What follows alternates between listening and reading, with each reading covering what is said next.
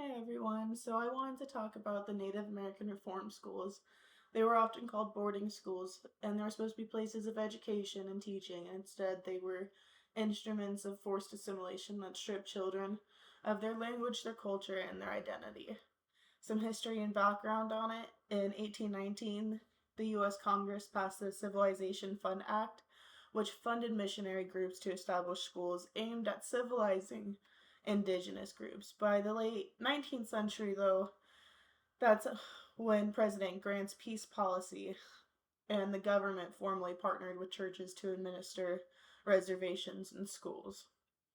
And I wanted to talk a little bit about Richard Pratt and his mantra that became one of the founding principles that many schools followed, which was kill the Indian in him and save the man. And for my opposing stance, I wanted to talk about how the school was aiming at trying to integrate Native American children into American society. Sorry. And then I wanted to talk about the literacy, the numeracy, and the vocationary skills that were necessary for success in modern society that they were trying to teach them, and that was like one of their founding principles. And then the promise of a better life and a more successful life. And then my stance on it is cultural genocide and forced assimilation. And then I wanted to talk about their human rights violations and how many of their human rights were actually violated. And then the trauma that was inflicted on these children for a really long time. I think it was like the last 50 years it's been going on. And then for my last stance, I want to talk about the need for healing and reform. And I think it's a really extremely under-recognized topic for the lasting trauma and impact that these schools have had over a whole culture.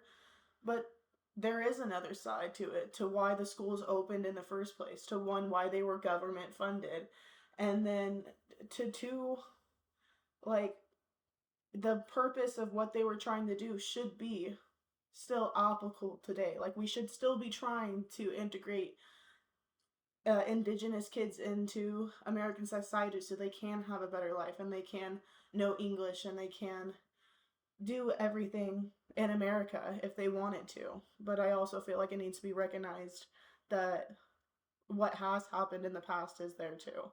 And I think this topic is controversial because the Native American reform schools represents a painful clash between the government assimilation policies and indigenous rights and the legacy of those schools that is still unresolved today.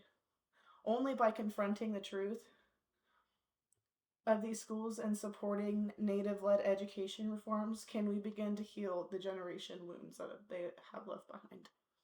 Thank you.